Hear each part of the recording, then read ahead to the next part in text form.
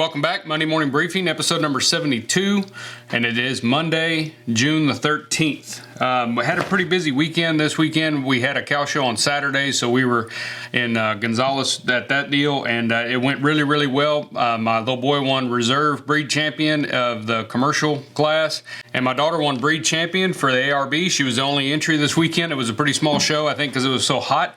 Our temperatures this weekend were in triple digits. They have been a bunch already this year. We had our first one back in May, which usually isn't that common. Usually we don't get that kind of heat yet until about later June, but this year it's been already really, really hot.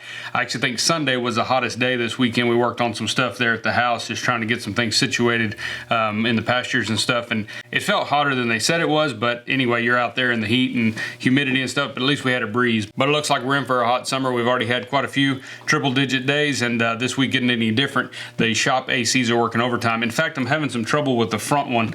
We've got a dirty coil. It's an old machine. It's an old unit. It's probably 20, 25 years old, and so we're going to try to get that clean best we can. We're trying not to do too much to it because if we're kind of thinking we may do something different on the front end of the building at some point, maybe in the next year or two. And I hate to put a brand new unit in there when we'll probably have to do something different when we get all of that done at some point. So for now, we're just trying to band-aid it if we can and go from there. I've got a good AC guy here in town that knows what our plan is. This building has two AC units, so we've got one for the workshop and then one for the retail floor. And the one on the retail floor really isn't. They didn't install it correctly, really. We don't have enough vents out there and stuff, so we don't have enough airflow, and plus now we've got a dirty coil. So we're trying to deal with that. I don't know anything about AC work. I'm learning as things break, but hopefully we can get that situation taken care of. So if you come by the shop, maybe a little warm on the front, in the front of the building, but we'll kind of get you back here where it's nice and cool because the workshop is staying really, really cool except for the back building. And so I'm going to try to get back there first thing this morning and get the cutting up stuff. I've got the dies in. All our dies came last week, so we've got the dies for the kidney bean purse, the new purse that we just posted a couple of weeks ago. And I cut one out here just out of some of the shrunken bull hide that we use for like our wristlets and things. I cut the body out of that. I've got a chapped leather gusset here. Got a die made for that. Both the tooled pieces, dies made for that, as well as the strap. So I'm going to cut a few of these and just see how they go. I don't know if anybody's interested in the kidney bean purse material packs, but I am going to cut what I can. I'm going to put them on the cut bench page, so be sure to look there this week, probably the next day or so. There should be a few of them up there, and I'll just cut as I can and as I have space for. Like I said, our cutting room is starting to change quite a bit, especially with our leather consumption because of the different types of products that we're cutting. Instead of just cutting all the 910 up for belts and then using what's left for like the knife sheaths and the wallet backs and things like that, now we need bigger spaces for bigger projects. We also need bigger spaces for the guitar strap, which we got the die for that as well, and it works really, really well. Cuts that guitar strap out just right, cuts the front as well as the down strap. So that's the only two pieces you really need for a guitar strap, unless you're going to line it. If you're going to line it, you can use your own material. We aren't going to offer that until the video drops, but we do have the pattern done like we talked about last week. That pattern is actually completed. I'm wrapping up the video. You may have seen pictures of the guitar strap, one of them, maybe both of them, that I'm on my stories and Instagram reel, stuff like that, that we're making for the video. So that video is just about wrapped up. It'll post sometime this week. We just got to kind of wait till everything's ready to go. Like I said, the patterns have been printed. They just need the artwork for the envelope. We'll get that sent to them, and that one will be coming out this week. So if you've been wanting to make some guitar straps, or you've had some inquiries, or you just that's something that a project that you've really been wanting to make, that one will be out this week if everything goes according to plan. And then we'll try to get some material packs on there as well. We have another shipment of leather. I checked with Herman Oak the other day, and it's supposed to be here like around the 20th, 25th, somewhere around in there. You never know really ship time, but it's supposed to ship somewhere around the 20th. So once we get that, we'll start cutting that up. We've also put an extra order in to try to get it here before Waco. So Waco is August the 13th, whatever that weekend is. Look, go ahead and check it out online. I think Aaron at Makers Leather Supply has been talking about it as well, but it's whatever that weekend is, and they'll start classes on that Tuesday and run up, and then the show will start on Friday, Saturday, and then early out on Sunday. And we'll be there. I don't know exactly what our class schedule is going to be like, but they will announce that as soon as we get that finalized.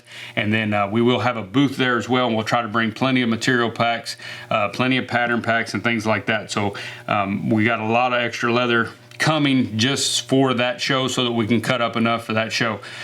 So we may or may not put a lot of that on the website just because we're going to be, I don't want to be in two places at once, so to speak. So we'll be in Waco and selling there, but if you need something, you can always email us, and we'll see if we can help you out and get what you need. But we're getting geared up for that. It doesn't seem like it's that close, but it is June, and we're pretty much in the middle of June already, and so this year is moving very, very quickly.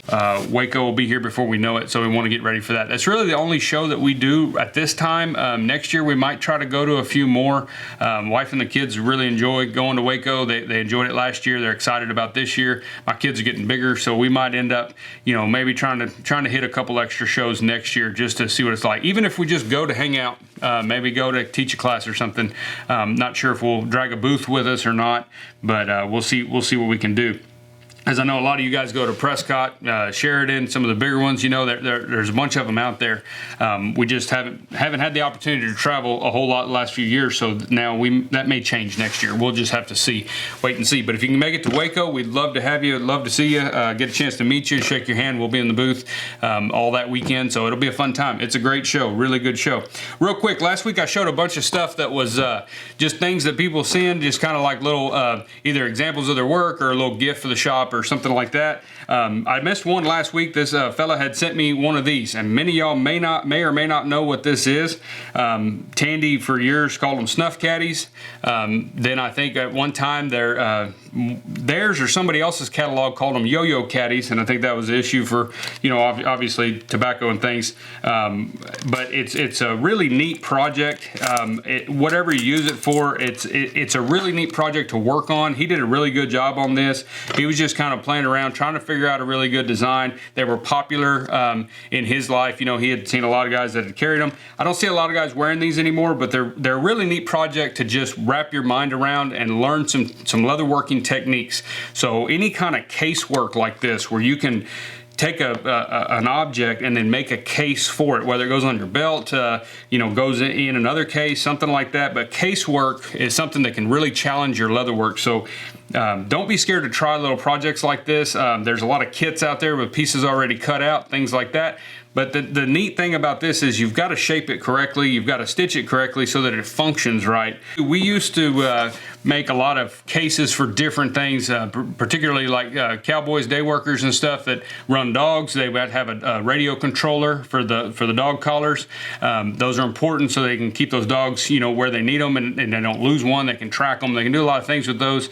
But the controller, you may have seen this if you've seen anybody working some cow dogs like at a ranch event or something like that, a demonstration. They'll have the controller kind of around their body here where they can get to it.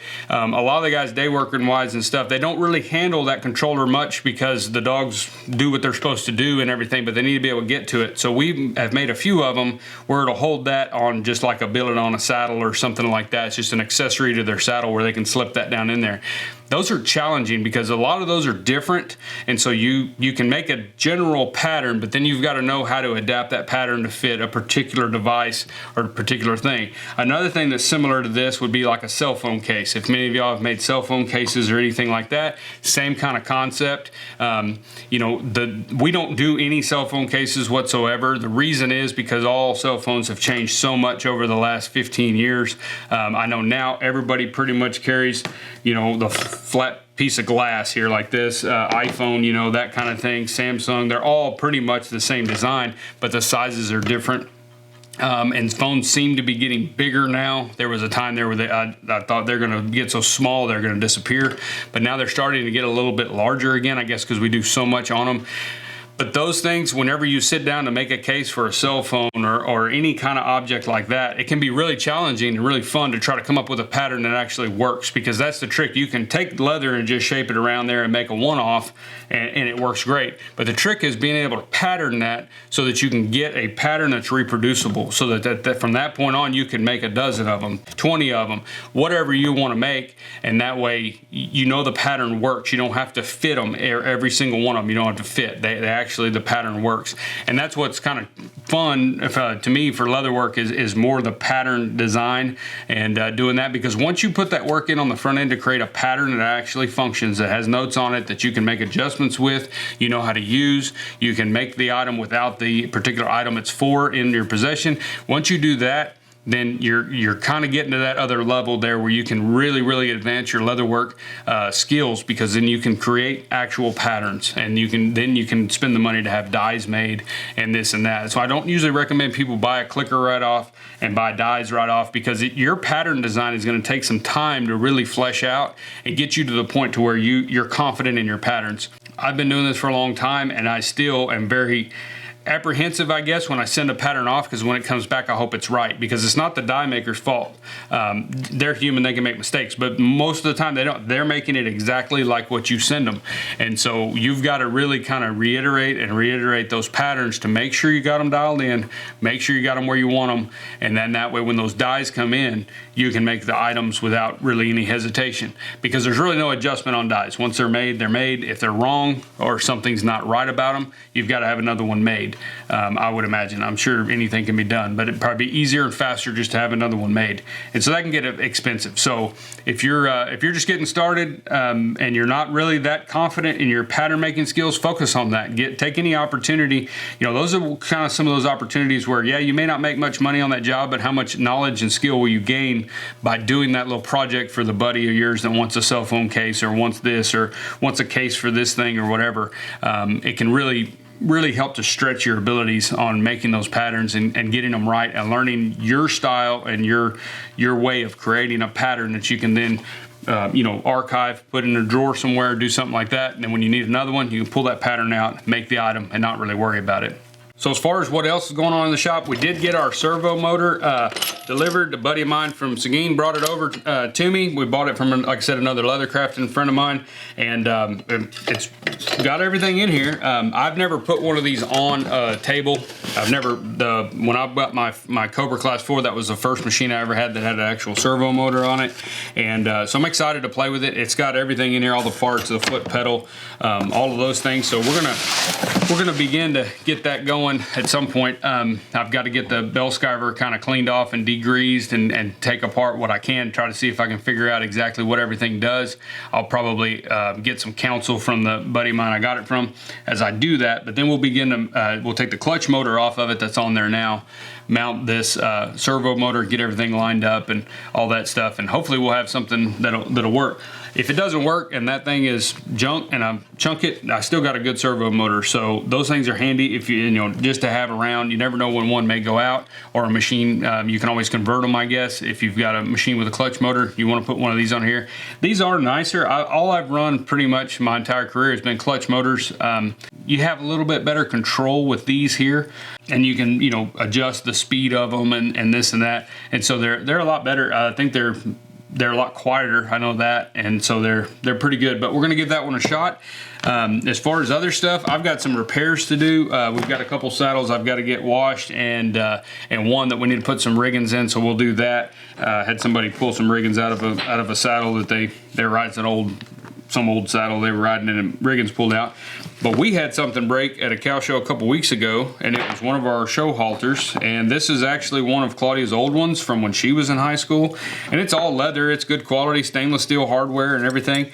And it was on the youngest heifer that my kids show, and she's not small, she's fairly large, but she had it on, and I don't know what happened. She didn't throw a fit or anything, but she somehow pulled on it just right, and the stitches are just old and dry, and they just gave way, and so that came off. Luckily, she had her other halter on still, or was in the process of putting that halter on her before taking this one off, and so we didn't have anything loose or anything like that.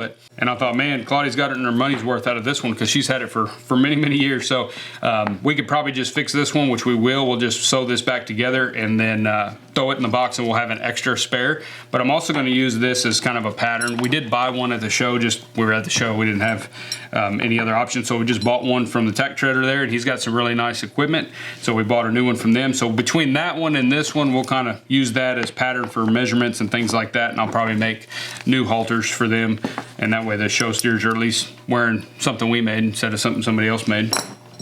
And then they did break, the kids broke this, but they broke their, and I don't even know where it's broken. Claudia said it's broken, but it's their little name tag thing. I don't know what you call this. If you guys show steers, you know what I'm talking about. Number harness.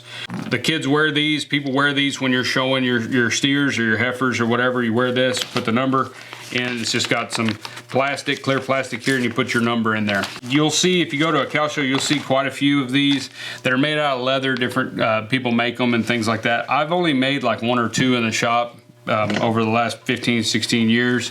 But Claudia really wants to make the kids some, so we're going to use this as kind of a pattern, so to speak, and make them a couple of these out of leather. And if it's interesting, we might make a video. I don't know if anybody interested in making those. I know they're a popular item in the calf shows and steer shows and things like that. People like those versus these little nylon ones. And I guess my kids, their dad being a saddle maker, they should not be wearing a nylon number harness, but I really don't like making those things. I've had many requests to make those, and I've always turned them down just because we didn't have the time or the workshop space. But my wife's not going to let me turn her down. We've got to make it. So I told her, you got a whole shop, get in here and design it. So maybe I'll let her design that entire project. So we'll kind of go from there. I'll put some artwork on it, I guess, for her or something like that. But yeah, got a few repairs to do. Like I said, I got a few saddles. The repairs finally slowed up. These saddles have been here for a little while, so we're gonna try to get those knocked out this week if we can. Anything I can do to stay in this part of the workshop because it's nice and cool. I will have to be out there washing a couple saddles, which that's not gonna be fun.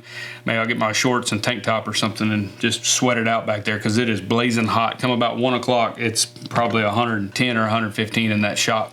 And so we're gonna try to do all our cutting first this morning. And then I've got, of course, the saddles. We've got saddles we're kind of trying to hunker down on, get those moved forward, and that's the main focus for this month, on top of doing the videos and things like that.